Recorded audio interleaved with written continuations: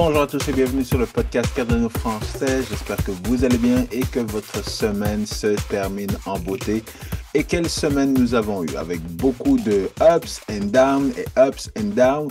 Là, ça commence à se stabiliser un petit peu. Et vous savez évidemment qu'il y a eu une bill, une proposition de régulation aux États-Unis, le FIT 21, qui permet d'avoir un petit peu plus de clarté justement sur l'industrie des cryptos aux États-Unis. Et on a eu également la grosse nouvelle de l'ETF de Ethereum qui a été approuvé rapidement justement le jour, le dernier jour, le jeudi même de cette semaine. Donc, il y a eu beaucoup d'événements justement au niveau des crypto-monnaies cette semaine.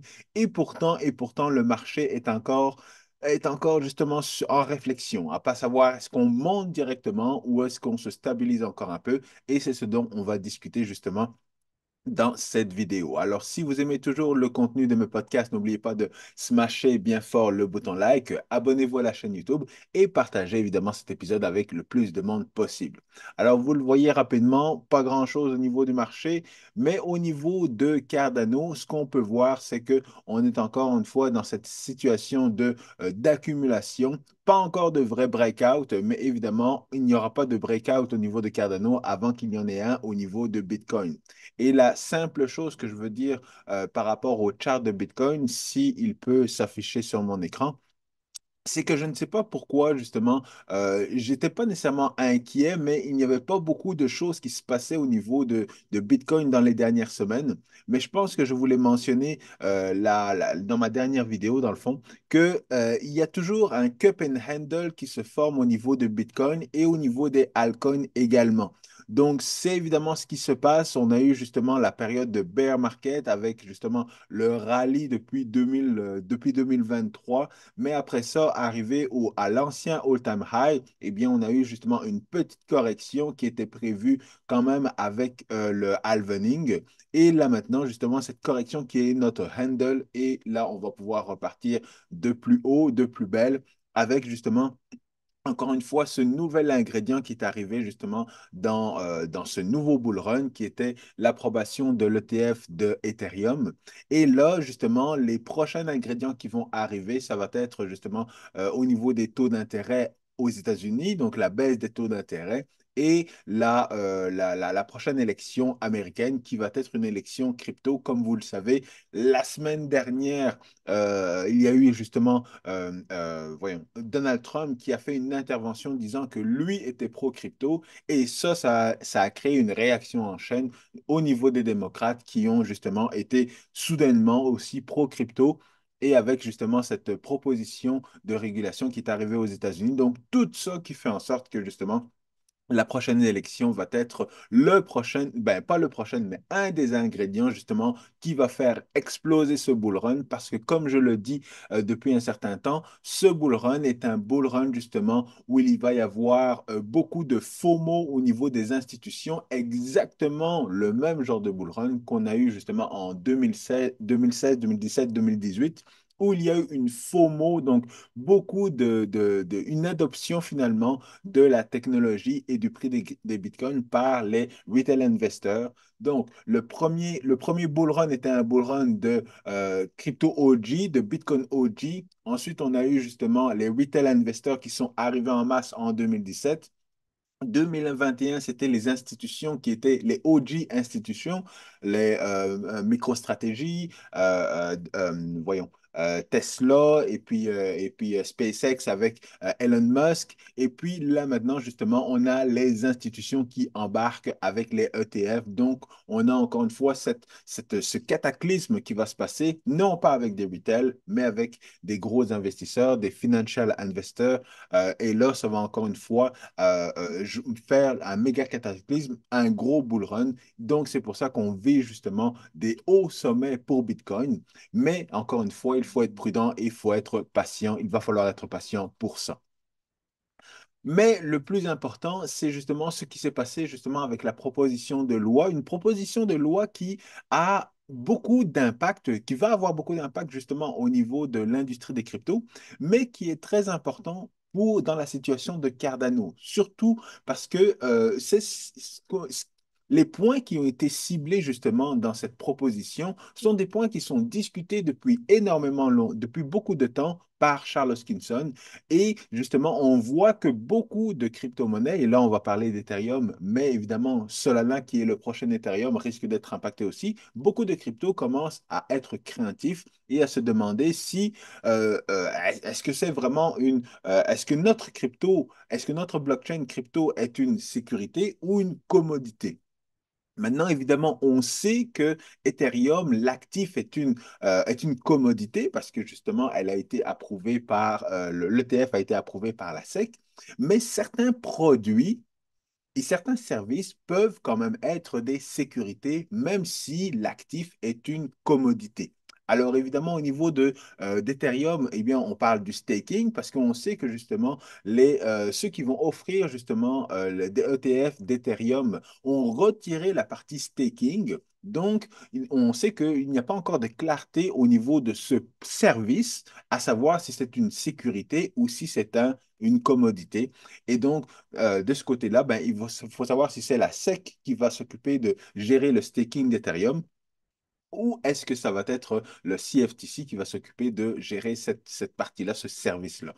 Donc, c'est pour ça que justement, quand on passe à travers justement les 5 points importants justement de cette proposition, on voit le premier point qui est le pouvoir. Donc, qui gère le pouvoir au niveau justement de la blockchain?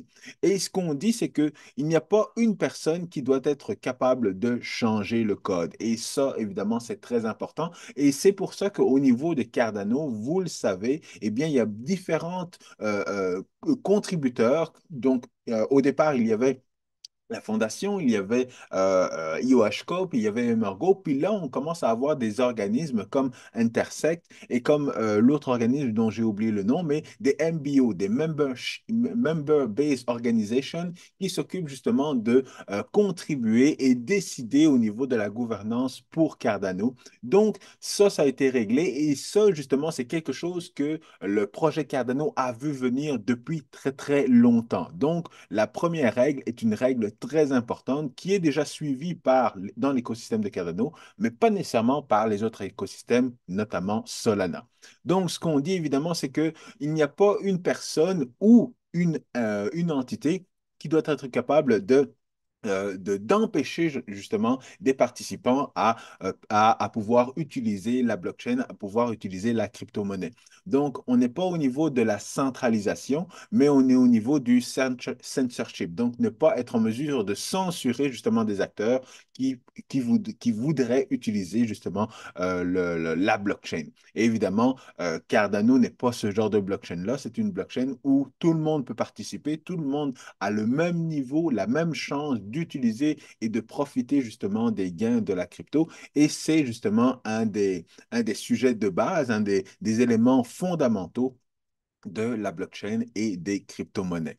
Le deuxième point, c'est justement au niveau du ownership et du voting. Donc, ce qu'on dit essentiellement, c'est que il n'y a pas une personne ou une entité qui doit avoir plus de 20% justement des assets en circulation. Donc, ne pas être le propriétaire de plus de 20% des assets en circulation. Et ça, ben, on sait que c'est quelque chose de très problématique lorsqu'on a justement des blockchains qui sont backés par des VC. Et si on regarde justement cet élément de Massari, ce n'est pas la première fois qu'on regarde ce tableau-là. On voit qu'évidemment, au niveau de Solana, ben, il y a une grosse disparité. Au niveau de Cardano, on est safe. Au niveau d'Ethereum, on est relativement safe. Au niveau de Tron, c'est un petit peu risqué, mais vous le voyez dans le fond, au niveau de la distribution des tokens, là, eh bien, dans certains écosystèmes, c'est plus problématique que dans d'autres. Et là, justement, ça amène le sujet au niveau de l'ETF. Donc, si jamais on veut partir un ETF de Solana, Cardano, Tron, IOS et ainsi de suite, mais que par la suite, on se rend compte que, oups, finalement, l'actif était plutôt une sécurité qu'une commodité. Eh bien, ça peut freiner justement beaucoup de grosses institutions de dire, ben, est-ce que je veux vraiment prendre le risque de sortir un ETF pour Solana, par exemple, sachant que la SEC, si elle a les bons arguments, peuvent revenir pour dire que ben, finalement, Solana, c'est pas, il y a justement plus de 20%, il y a des institutions qui possède plus de 20% justement de l'actif, ou alors la fondation contrôlait plus de 20% de l'actif, et ainsi de suite. Donc, c'est la grosse problématique, justement, la grosse problématique pour certains coins, comme je le disais, mais la clarté également, justement, de cette proposition de régulation. Donc, on ne parle pas juste d'être propriétaire de 20% des actifs, mais on parle également de 20% du voting power. Donc, être en mesure de persuader à 20% de possibilités le choix, justement, de la direction que va prendre la blockchain. Et même encore une fois, de ce côté-là, au niveau de certains actifs, eh bien, la décision de savoir dans quelle direction on va ou comment va se passer la maintenance de la blockchain, eh bien, souvent, c'est centralisé au niveau de certains acteurs.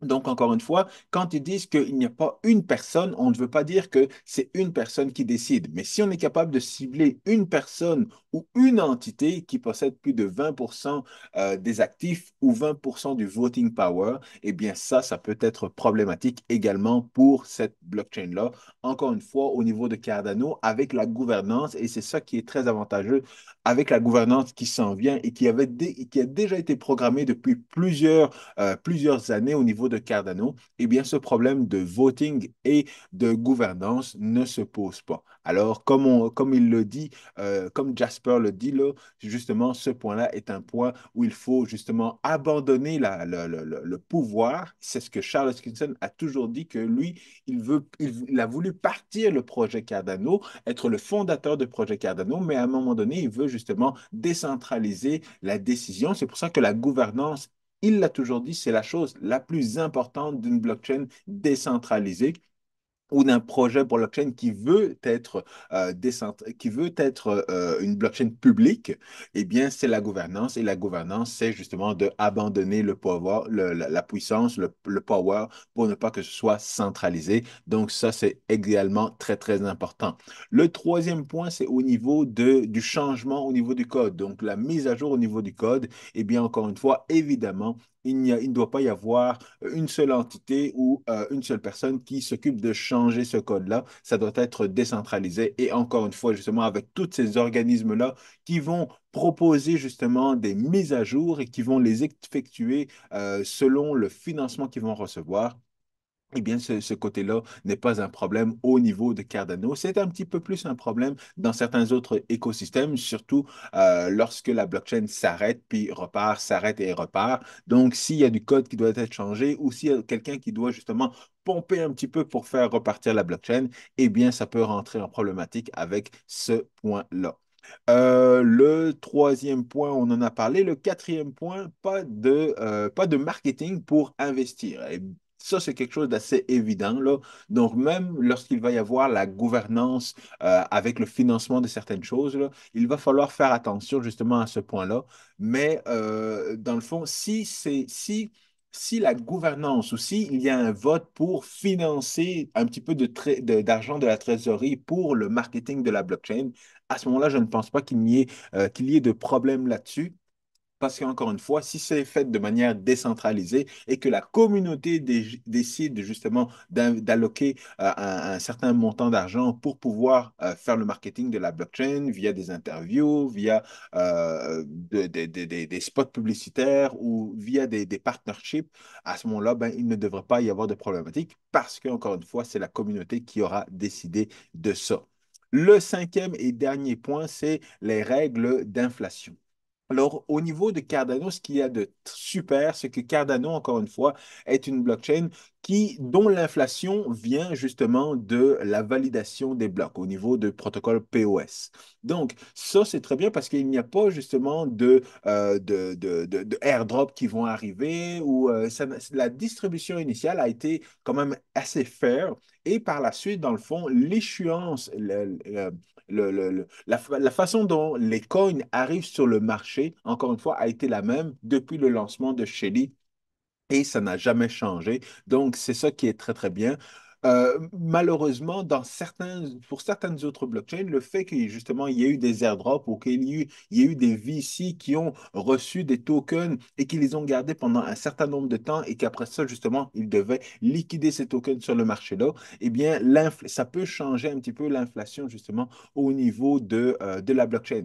ou même au niveau d'Ethereum. Juste le fait que Ethereum a mis à jour, a fait une mise à jour qui brûle de l'Ethereum à chaque transaction, eh bien ça change un petit peu justement l'effet d'inflation de l'Ethereum. Et parfois c'est deflationary, parfois c'est inflationary. Donc c'est très difficile de savoir comment les règles fonctionnent et si jamais elles sont vraiment efficaces. Donc on le voit, l'idée dans le fond, c'est que ces règles-là s'assurent que la blockchain publique, les blockchains publiques, doivent être gérés par des DAO, donc des Decentralized Autonomous Organization. Et ça, justement, la base de ces DAO-là, c'est d'avoir une très bonne gouvernance. Et je suis très content parce que, justement, la prochaine mise à jour de Cardano est une mise à jour sur la gouvernance. Mais certains projets ne croyaient pas en cette gouvernance. Et ça, c'est très intéressant. Ce blog post-là de Vitalik, vous le voyez, le blog post a été publié à peu près une semaine avant justement l'approbation de l'ETF d'Ethereum.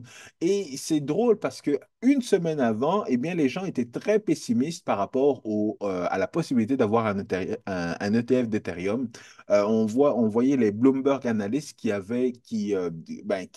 donnaient les chances que ce soit approuvé à 25%. Et du jour au lendemain, ils sont passés de 25 à 75%, évidemment avec ce que je vous ai dit en début d'émission sur le fait que justement la blockchain est devenue très politisée aux États-Unis et que justement les socialistes ont décidé justement de être un petit peu plus ouverts au niveau de la blockchain. Bref. Revenons à l'article, très intéressant. Je ne vais pas passer je vais pas passer à travers tout l'article. Vous le lirez vous-même. Mais ce que je voulais surtout vous mentionner dans le fond, c'est que Vitalik démontre quelques problématiques justement au niveau des fondamentaux finalement de la blockchain Ethereum, surtout maintenant qu'ils sont passés au niveau du proof of stake. Alors, vous le voyez ici, dans cet article-là, au départ, justement, la blockchain Ethereum se basait sur des éléments très, très simples, un algorithme très, très simple pour que les mineurs soient capables justement de miner justement de l'Ethereum. Donc, ils choisissaient justement leurs transactions sur le même pool et puis ils étaient payés par frais de transaction, puis c'était très, très, très simple. Mais à certains moments, certains mineurs ont commencé à trouver justement une manière de trouver des failles dans le système et ce sont des failles qui sont juste pas propres à Ethereum, mais qui sont propres justement à d'autres éléments et d'autres éléments à d'autres cryptos. C'est ça que je veux dire. Donc, ce n'est pas une problématique qui est propre à Ethereum nécessairement, mais ça peut être vécu justement dans d'autres blockchains. Et ces éléments-là font en sorte que s'il y avait un peu plus de décentralisation et un peu plus de facilité justement à créer des nœuds puis à valider les transactions sur Ethereum, eh bien, on aurait ce genre de problème-là aurait un impact beaucoup moins grand au niveau de la blockchain Ethereum. Mais on va le voir juste un moment, mais comme je vous le disais, les problèmes au niveau du mining font en sorte que justement ça devient plus difficile, pas plus difficile, mais que on le lit ici dans le fond. Le problème est que la manière dont l'algorithme était assez simple pour justement valider les transactions, eh bien, ça brise justement la story du mining qui fait en sorte que ce soit plus fair, plus égalitaire pour tout le monde de miner. Et que maintenant, les gros acteurs, dans le fond, ont une meilleure habilité pour optimiser certains éléments pour faciliter et avoir des meilleurs retours sur l'extraction des gains au niveau du mining d'Ethereum. Donc, ce que ça veut dire, c'est que au niveau de Bitcoin, les gros acteurs qui ont justement des grosses mines contrôlent une grosse majorité du mining de Bitcoin. Au niveau d'Ethereum, eh bien, on a la même problématique, c'est que les gros acteurs commencent à trouver des failles pour pouvoir justement contrôler et avoir beaucoup plus de gains lorsqu'ils minent des blocs au niveau de Ethereum. Donc ça, c'est une grosse problématique qui est une problématique au niveau du protocole. Et ça, changer le protocole, ils l'ont fait déjà et ça leur a pris plusieurs années pour le faire, pour passer de proof of work au proof of stake. Donc, quand il y a un problème au niveau du protocole, changer ça, eh bien, c'est très, très difficile. Et c'est certainement pas maintenant qu'ils vont le faire, maintenant qu'ils ont un ETF, maintenant qu'il y a beaucoup d'argent qui risque d'arriver justement du TradFi, c'est vraiment pas le moment de jouer avec le protocole d'Ethereum. L'avantage, évidemment, de Cardano, qui, avant de créer le protocole, ont justement analysé, justement, de manière académique. Donc, ils ont réfléchi avant d'agir, ce qui fait en sorte que les problématiques, justement, qui peuvent arriver au niveau du protocole, peuvent être réglées avec certaines variations du protocole. Parce qu'on le sait, il n'y a pas juste une seule version du protocole d'Ouroboros, il y a différentes versions. Ouroboros classique, Ouroboros Leos, Ouroboros Prayers, et ainsi de suite. Donc, il y a plusieurs versions justement du protocole, ce qui fait en sorte que différents projets peuvent avoir justement peuvent avoir un Hydra, donc ils peuvent avoir leur mini-chain et rouler n'importe quel protocole qu'ils veulent. Au niveau de la blockchain Ethereum, c'est quelque chose qui ne peut pas être fait. Au niveau du staking également, alors c'est quelque chose que j'expliquais justement à un membre de ma famille hier. Étant donné que le proof of stake d'Ethereum est une référence, eh bien, et on voit certaines problématiques au niveau justement de ce proof of stake-là, surtout lorsqu'on veut créer des nouveaux nœuds. Parce que, encore une fois, de un, il faut avoir 32 Ethereum pour pouvoir avoir un nœud, maintenant qu'on est passé au proof of stake du côté d'Ethereum. Et en plus de ça, c'est plus difficile justement de rouler un nœud sur Ethereum et la majorité des gens ne veulent pas bloquer 32 Ethereum, ce qui est énorme. Et lorsqu'ils même délèguent leur Ethereum à un pool, eh bien, cet Ethereum-là n'est pas liquide. Donc, le liquid staking n'est pas vraiment liquide parce qu'encore une fois, vous avez un gros délai pour pouvoir déstaker vos Ethereum et pour pouvoir les utiliser. Et ça, encore une fois, ce n'est pas une bonne référence. Et pourtant, je ne sais pas pourquoi ce l'est parce que la référence en termes de staking est au niveau de la blockchain Cardano. Pourquoi? Parce que vous pouvez staker vos EDA vous-même avec un seul EDA. Évidemment, vous n'allez pas aller très, très loin avec un EDA, mais vous pouvez staker pareil avec un EDA seulement. Vous pouvez déléguer vos EDA directement dans le protocole et lorsque vous déléguez vos EDA, vous restez en contrôle de vos EDA. Ce qui est merveilleux parce que vous pouvez les vendre à n'importe quel moment. Il n'y a pas de délai pour retirer votre stake. Ça se fait automatiquement et puis vous êtes en mesure de vendre vos EDA ou de les envoyer à quelqu'un. Donc, c'est encore une fois du côté de la liquidité lors du staking pour EDA, c'est beaucoup mieux que le staking pour Cardano. Et donc, ça, c'est une autre problématique au niveau justement de respecter les règles de cette nouvelle réglementation, proposition de réglementation, notamment surtout, il y a un point que justement on a du côté d'Ethereum et qu'on a également du côté de Cardano, c'est la difficulté de rouler un nœud. Et encore là, c'est moyen, parce que si on veut, au niveau de Cardano, si on veut rouler un nœud, juste pour rouler un nœud, ça vous prend juste le wallet Daedalus, vous installez Daedalus, vous le roulez, il se synchronise et puis c'est fait. Actuellement, je ne le fais pas parce que ça prend un ordinateur dédié pour ça, bien entendu, là, parce que ça prend énormément de mémoire de rouler un nœud, mais c'est très facile à faire. Maintenant, rouler un nœud de staking au niveau de Cardano, je pense que c'est aussi complexe que de rouler un nœud de staking sur Ethereum, peut-être voire même plus. Je ne le sais pas, mais il faudrait voir ça justement avec nos amis les SPO. Donc, vous le voyez, la difficulté au niveau d'Ethereum est une difficulté pas juste d'un point de vue de liquidité, d'un point de vue de staking, mais également d'un point de vue de hardware, ce qu'on n'a pas justement au niveau de Cardano. Donc, avec tout ça, ça me mène au dernier point, le point que justement beaucoup de personnes dans l'écosystème de Cardano est très frustré par le fait qu'il n'y a pas beaucoup d'actions au niveau du prix de Cardano. Et que là, ça fait très longtemps qu'on est investi dans Cardano et que là, on a vraiment hâte qu'il y ait des mouvements idéalement vers le haut par rapport à Cardano. Et peut-être que vous l'avez senti aussi dans mes dernières vidéos, parce que comme vous le savez, je suis membre de la communauté, mais je suis humain également. Et c'est ce que j'expliquais un petit peu également à un membre de ma famille ce week-end. Je mentionnais que beaucoup de personnes ne font pas la part des choses entre la partie investissement puis la partie technologique. Et lorsqu'on est frustré d'un point de vue investissement, eh bien, au niveau de la blockchain, on peut justement se rassurer d'un point de vue technologique. Et quand on est frustré d'un point de vue technologique, eh bien, et qu'on est frustré également d'un point de vue finance, d'un point de vue trading, eh bien là, ça va très, très mal. Alors, ce qui me reste justement, ce qui fait en sorte que je suis toujours dans l'écosystème de la blockchain Cardano, c'est le point de vue technique d'abord.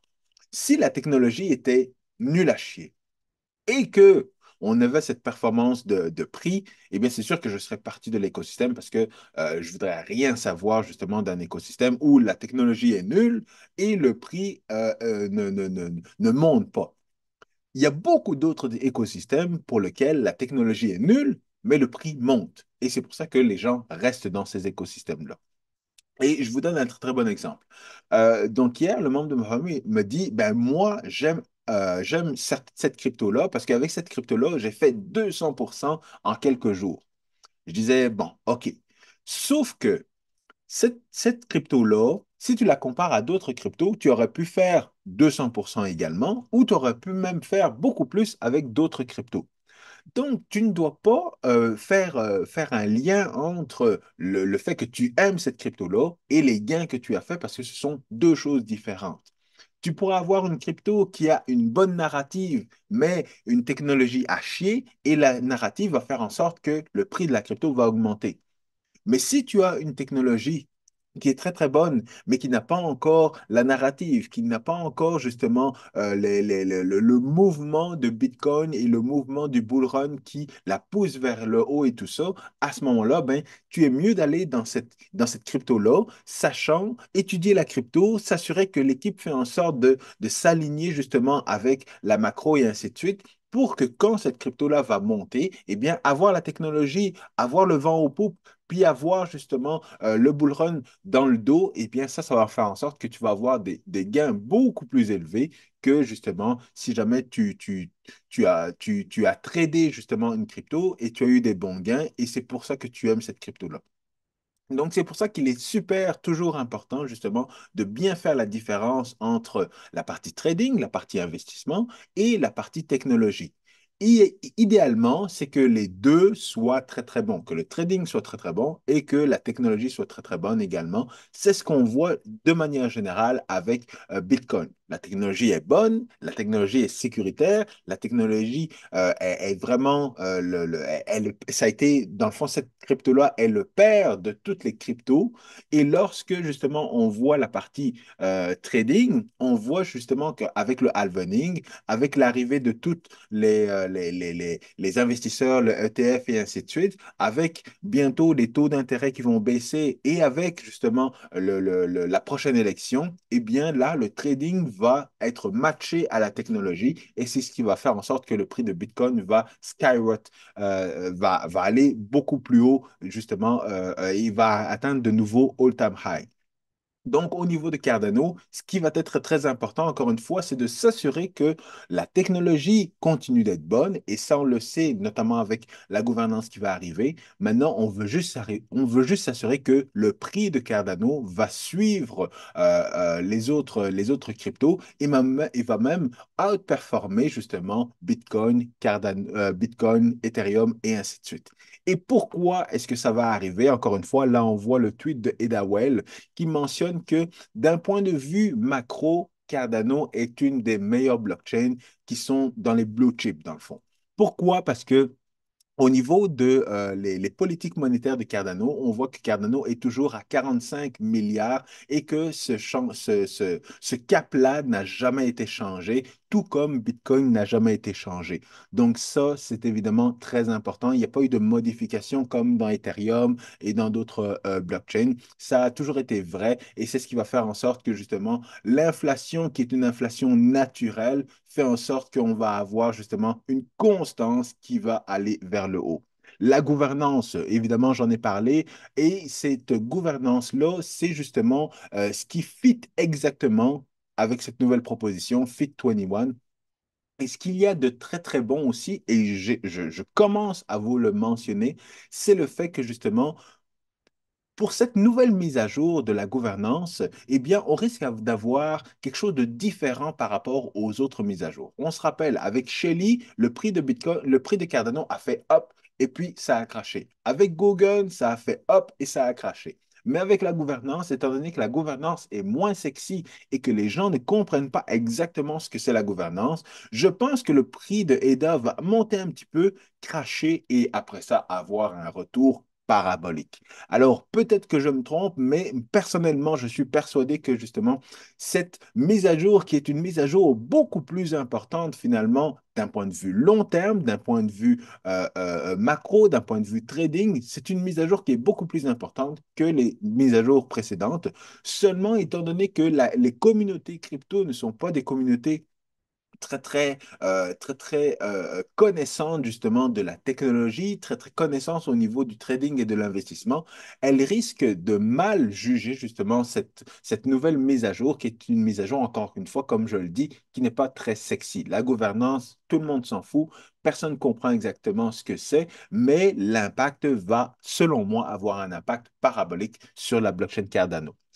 Le point suivant, c'est le trading, ben, c'est le DeFi et la performance. Donc, on sait, je l'ai dit, la maturité en termes de DeFi sur Cardano n'est pas encore très élevée, mais on a encore du temps. Et également au niveau du scaling. On sait que justement, il y a beaucoup de choses qui vont encore arriver au niveau de la performance pour augmenter la performance. Et une fois que ces fonctionnalités vont être intégrées justement aux applications DeFi de Cardano, eh bien, encore une fois, il y a un gros potentiel pour toutes ces projets-là sur la blockchain Cardano pour l'écosystème de Cardano qui risque de monter justement grâce au DeFi. Alors, Cardano est également un écosystème qui est très vrai et qui est très sain. C'est un écosystème qui n'est pas basé justement sur les autres écosystèmes de VC Coin et tout ça, sur les meme coins, sur des vagues qui passent et puis qui s'en vont là. Lorsqu'on regarde l'écosystème de Cardano, on voit justement on voit du lending, on voit du AI, on voit de la télécom, on voit du gaming, on voit du cloud service, on voit du deeping, on voit du RWA qui sont des choses beaucoup plus terre à terre et beaucoup plus intéressantes pour les investisseurs. Alors, les investisseurs comme Wall Street, BlackRock et tout ça, il suffit qu'ils voient cet écosystème-là et il suffit encore que cet écosystème-là monte, que chaque projet, justement, montre un retour sur investissement, continue de travailler et qu'il n'y ait pas justement ce genre de situation comme on a eu la semaine dernière où un projet a quitté l'écosystème de Cardano pour aller dans un autre écosystème. On espère le meilleur pour eux, mais en tout cas, on espère d'avoir des projets qui restent sur Cardano, développent sur Cardano, font justement du multi-chain pour justement avoir une croissance. Et ça, encore une fois, ce sont des choses que les gros investisseurs apprécient dans un écosystème. L'autre chose, évidemment, l'interopérabilité, on le sait avec les partner chains qui vont arriver. Avec le fait également, on commence à en voir un petit peu des wallets qui vont accepter autant Bitcoin que Cardano parce qu'ils utilisent le même système de UTXO. Donc ça, c'est très intéressant et c'est l'interopérabilité qui va arriver autant au niveau des applications avec les partner chains qu'au niveau justement des wallets. Et ça, encore une fois, c'est quelque chose de très important. Et encore une fois, c'est quelque chose de technologique. Ça n'a rien à voir avec le trading, mais c'est la technologie qui va encore une fois s'améliorer et qui va avoir un impact sur votre investissement. Et la dernière chose, encore une fois, qui est 100% trading de ce côté-là, c'est justement le fait que les exchanges commencent à lister certains projets comme Binance. Si Binance pouvait lister Wall Mobile, Yagon, Book, Liquid et ainsi de suite, eh bien ça, on va voir justement beaucoup plus de liquidités arriver dans l'écosystème de Cardano, ce qui va faire en sorte que ça va commencer à monter énormément. Donc, pour terminer, tout reste bullish au niveau de la blockchain, au niveau des crypto-monnaies, au niveau de l'investissement et au niveau de l'écosystème de Cardano.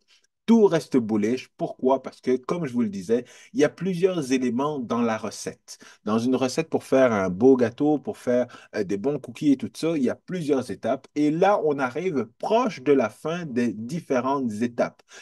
Mais entre chaque étape, eh bien, il faut prendre le temps, justement, que un ingrédient fasse effet dans la recette. Et là, encore une fois, qu'est-ce qui va arriver? Eh bien, on sait que tout est seté justement pour les différentes institutions pour investir dans Bitcoin et dans Ethereum. Et par la suite, une fois que ces institutions-là vont massivement investir dans ces deux cryptos-là, ceux qui sont dans ces deux écosystèmes-là depuis 2017, eh bien, eux vont prendre des profits. Et ces profits-là, où est-ce qu'ils vont les réinvestir? Dans les autres crypto-monnaies. Et une des crypto-monnaies dans laquelle, justement, ils risquent d'investir, ça va être Cardano. Pourquoi? Encore une fois, il y a du travail à faire au niveau de l'écosystème de Cardano pour s'assurer, encore une fois, qu'on soit intéressant, qu'on soit pertinent à travers le bull run. Mais une fois que, justement, on démontre la pertinence, on démontre le sérieux, on démontre la constance justement au niveau de l'écosystème de Cardano, eh bien, certains vont commencer à investir et là, justement, on va avoir le vent aux poupes. C'est sûr qu'on n'aura pas le même genre de notoriété que Solana, mais je vous pose la question, est-ce qu'on veut vraiment avoir la même notoriété que Solana, sachant que la proposition de régulation arrive aux États-Unis et on a vu les 5 points? Est-ce qu'on veut vraiment être dans la situation de Solana où on veut être dans la situation de Cardano, où on va s'assurer, dans le fond, que au niveau de Cardano, on va s'assurer que la SEC ne va jamais revenir pour nous dire que finalement, nous sommes une sécurité parce que une entité contrôle 20% du token, une entité contrôle 20% du voting power et tout ça. Non, tout ça a été pris en considération lors de la conception de Cardano. Lors du développement des 5 phases de Cardano, toutes ça ont été pris en considération. Donc, nous sommes safe. Tout ce qu'il faut faire, c'est investir, être tranquille, être assuré et patienter. Alors, je vais patienter encore une fois jusqu'à ce que le bull run se termine aux alentours de 2025, peut-être fin 2025. Selon moi, c'est entre mai 2025 et décembre 2025. C'est une grosse période, mais de toute façon, je vais m'assurer que vous ayez l'information à savoir quand est-ce que je mets mes positions de vente et ainsi de suite. D'ici là, je vous souhaite une bonne semaine. À très bientôt. Peace.